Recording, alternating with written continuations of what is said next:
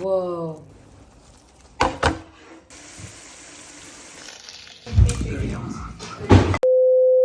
A day in the life sang isa ka auntie nga nasandad sa farm, a farm more.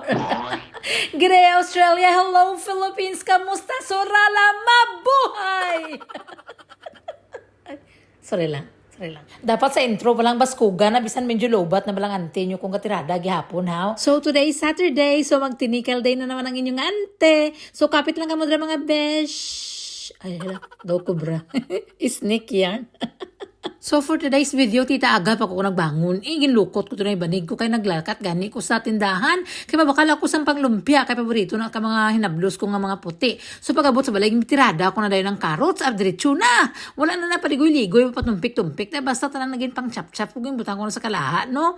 Para madali lang matapos. At least na ready na natin. Baka hindi ko balaan kung ano oras sila maabot. Kay basta, pag nagkadto na sila sa balay, ang lumpia ni auntie nila ang paborito, tana. Kabalo naman kamuya, basta ako may bisita, hindi pwede nga magutom sila. Kung pwede, ganti pabalunan ko pa na yung pagpuli, pabalunan ko na yung mo. Amo ko na yung katikalon, may bot na lang. Nakuha ko gini na yung batasan, kitatay ko yung bahala ang mga bata niya sa una, wala pagkaon, basta ang bisita, busog. Ay, joke, sorry lang tay, sorry lang. Joke lang tanatong ako na hindi lang ko di pagbisita tay. Nagyan yun na sa unang nga panahon ako may bisita kita sa uma sa aton balang balay.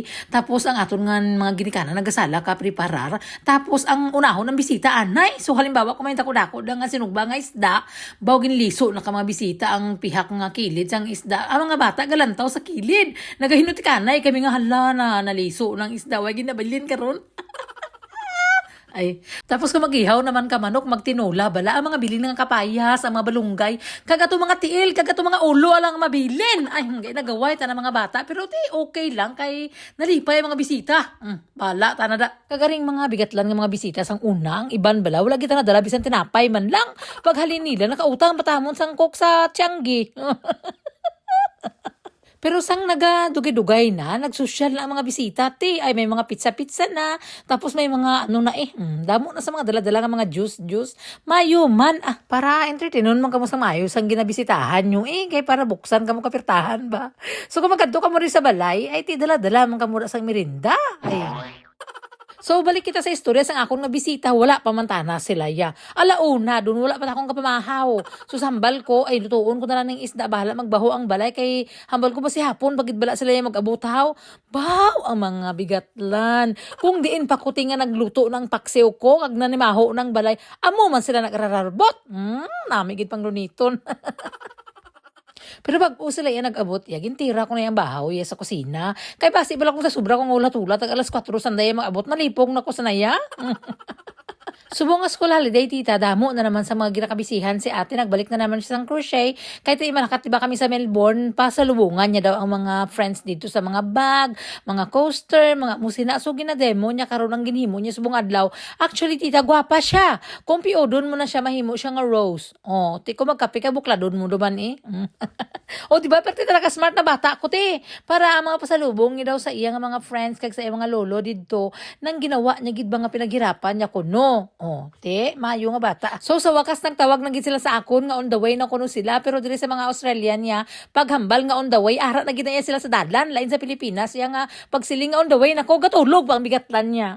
Kundi dugay gid ya. So, pagkatawag sang manghod ko, ay tigintirada ko na dayon kaprito ang mga lumpia, kay para pag-abot nila init pa, kay kabalo ko nga si Lula sa front seat, nagasakay-sakay, tana. So, ginpabalunan ko man siya sang anom, sa 60 ko nga ginhimo nga lumpia, anom ang kay Lula, ang 3 guro tilaw-tilawan ko, kag nagpungko ng 4, tita baw, mapati ka muwag sa hindi, kapila nagbalik-balik sa kusina, damo-damo gid sila yung nakaon niya, mapati ka muwag sa hindi, pati na lang bala nga ang hinablos ko, 13 pa lang tanay edad sinaya, pero lapit na mag 6 foot ang height niya, tita. So nag-send ako din kay uncle nga, rin na din mga hinablos mo. So hangambal ni uncle nga coming home na kuno siya, nagtirada na din ko sang kape niya, para pasip-sip man ta sa bana, ta kay sunod si Mana, sweldo naman mga ta kwarta. Ay, sorry lang. Daw halin kayo na sang aga, tita. Diri lang ko pirmi sa kusina. Nagluto na naman ko din sang chips. Kaya makulang ang lumpia. So, karon pagkakita, tanawan nyo lang. Kumpara nyo ba lang ang height sa akong bana. Ang bana ko 6'4" na siya. Tapos, ang iyang nga hinablos nga babae, lang tawa ko anong height mga tita. So, hinaot lang. Gampo. Gina ko nga, hindi kita na magsunod ang height sa mga bata ko sa akon para magtaas man sila. So, si Uncle, 8 ng lumpia niya, ha? So, parang 6 lang tanawon, pero may nagpatong pa nga 2 sa taas na ubos niya man, tita. Tapos, naghambal si Uncle nga tagaiman tong katrabaho ko. Tingin padalhan ko man sang 4 ka lumpia. Para sabay-sabay malipay ang tanan. Basta dayaw-dayawon gani ang luto ko. Ay, nagapasikat. Nagid gani ko. Kaya na-remember ko na sang una, pero tignan pasalamat sa 2 ka bata nga, tita, namit gid ang lumpia mo ya. So, pagbalik nila karon ginimuan ko sa 3 gid kapakiti nga lumpia wrapper, para impas gid. Pagabot ka nanay, kagtatay nan daw, 8 na lang tana kalumpia ang natira nila. Ikiti, kung din tanda nagli sulod-sulod mo. Naglibot-libot pa man sila tinadelay, tinabirada na ka mga bagets ang lumpia. So paghalin na nila, tita, nagbalik na sila dito sa balay ni Lola, kaya hindi pa man sila mapuli, buwas pa sang aga. Oh. So nagluto na naman ako diri sang karne nga para panihapon niyang kol, kaya ang bana ko dito, nagabaw.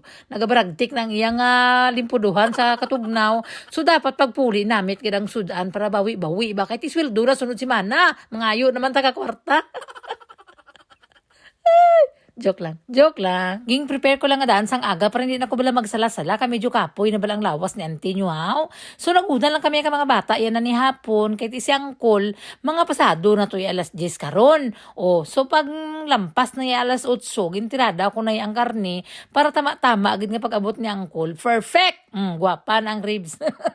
Okay, diba? Gwapa. So para ni tanan kay Uncle lang ni ginluto ko, tita. Kay paborito niya ginitana. Ay, gindayaw-dayaw. Yun naman ko, tita, naglibat-libat naman ang anang nga matam. Palya ka namit kita na, darling.